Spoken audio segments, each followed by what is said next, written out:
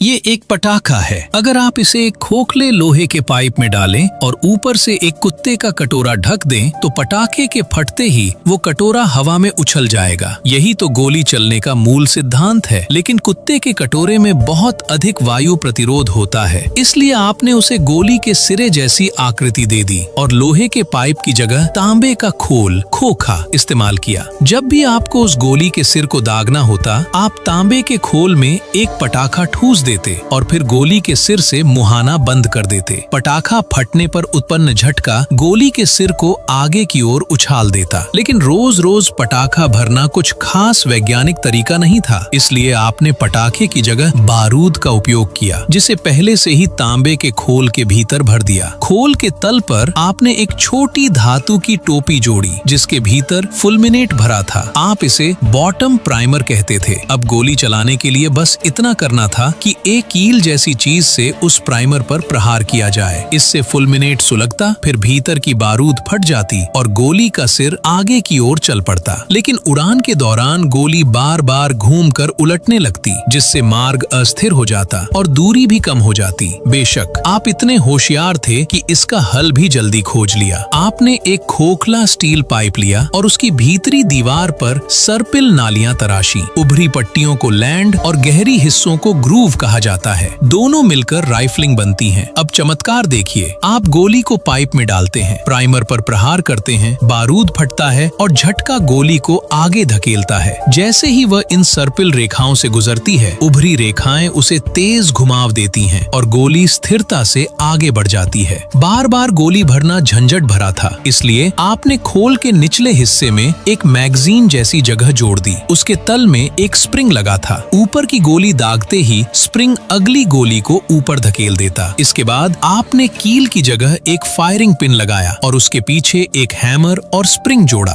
Hammer को पीछे खींचने पर स्प्रिंग दबता है और ऊर्जा संचित होती है। इस ऊर्जा को मुक्त करने के लिए आपने एक चतुर ट्रिगर बनाया। ट्रिगर दबाते ही स्प्रिंग मुक्त होती है। हैमर फायरिंग पिन पर प्रहार करता है, पिन प्राइमर को सुलगाता है, बारूद फटता है और गोली राइफलिंग के मार्गदर्शन में घूमती हुई आगे निकल जाती है। और इस तरह आपने पिस्तौल का आविष्कार कर लिया। ये वीडियो सिर्फ और सिर्फ एजुकेशन पर्पस के लिए था।